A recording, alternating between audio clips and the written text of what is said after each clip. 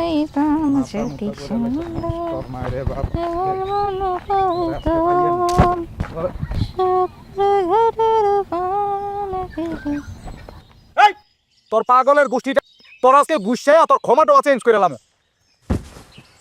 আরে খুদরে আমার টাকার ব্যাংকে পড়ে গেছে।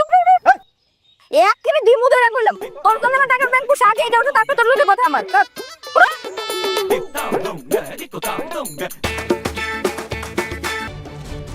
আর মিথ্যা বলে কোনো লাভ নাই। তোর কি মনে হয় কোনো প্রমাণ স্যার আমি এখানে আসছি? তোরে বলে গেছিলাম না আমার মার খুনের বিচার এই পৃথিবীতেই হবে, আমি বেঁচে থাকতেই হবে। কিছুদিন আগে তোদের বাড়িতে একটা পাগল আসছিল না? আরে না, ওই তো পাগল ছিল না, ওই যে কোন দরবারের মুরিদ না কি বলো না, ওইখান থেকে আসছিল, আমাকে দোয়া করেও গেছে। হ্যাঁ, চেরাগালি বাবার দরবারের মুরিদ। হ্যাঁ হ্যাঁ, এরকম একটা পাগল তো আমার বাড়িতে আইছিল। ওই চেরা বাবার মুরিদ তো আমি। আপনারা এতদিন তো ভালো লোক না, ওর জেলেই থাকা উচিত।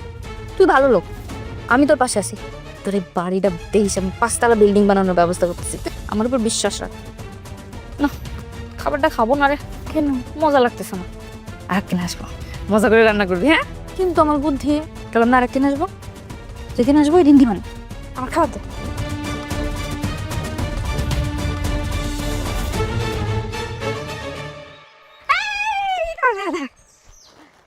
তোর তো একটা জিনিস যে ভুলেই গেছি, আমার যে অনেক টাকা।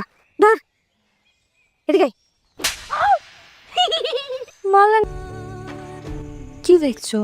তোমাকে সুন্দর লাগছে। আমাকে সুন্দর লাগছে, কিন্তু আমি তো এখন নতুন বউ না, আমাকে কি তুমি নতুন দেখছো? নতুন পণ্যের কি আছে? আমি হাজব্যান্ড, আমার কাছে আমার বউ সবসময় সুন্দর। আমার কাছে সবসময় সুন্দর লাগতো তোমাকে। ধন্যবাদ। আচ্ছা, অনেক দিন ধরে ভাবছিলাম তোমার একটা কথা বলবো, মানে তুমি যদি পারমিশন দাও তাহলে তোমাকে বলি। হ্যাঁ বলো না। না মানে জানতে চাচ্ছিলাম হচ্ছে, তুমি তো অনেক দিন বিদেশ ছিলা, আর আমি যতটুকু জানি তোমার সম্পত্তি যা ছিল তোমার ভাই ভাবি ওরা আত্মসাৎ করে নিয়ে গিয়েছে। মানে এরপরে কি কোনো সম্পদ তোমার নামে আছে? খুশিতে মনে করেন লাফালাফি করে শুরু করে দিব, বুঝছেন? তা আমি আসলে এই কথাটা কনের লেগে আসছি আপনার কাছে, আজকে উঠি। এটা কি মোর কথা কইতেছেন? আর চা নাস্তা খাইবেন তারপরে তো যাইবেন, বসেন। সম্বন্ধ হইলে খাবো, আজকে আসি। কি করেন হয়েছে এভাবে খালি মুখে আপনি যদি চলে যান না এমন লাগে না? ইনশাল্লাহ আশা করছি সম্বন্ধ হইব, সম্বন্ধ হইলে খাবো। জি ভাই, আসি। জি আমি কি আপনার টাকা দেবো? না থাক, আসি। আচ্ছা ভাই, আসসালাম। ওয়ালাইকুম আসসালাম। আসসালামু আলাইকুম ভাই। ওয়ালাইকুম আসসালাম।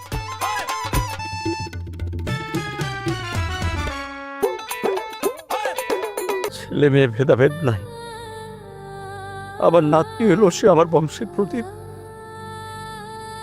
আমার এই নাতনির লেগে হলো তোরে বাঁচতে হইব মা, আর বাঁচতে হলে এই হায়নার পালের ভিতরে থাকা যাবে। এই বাড়িতে থাকলে তুই বাঁচতে পারবি না মা।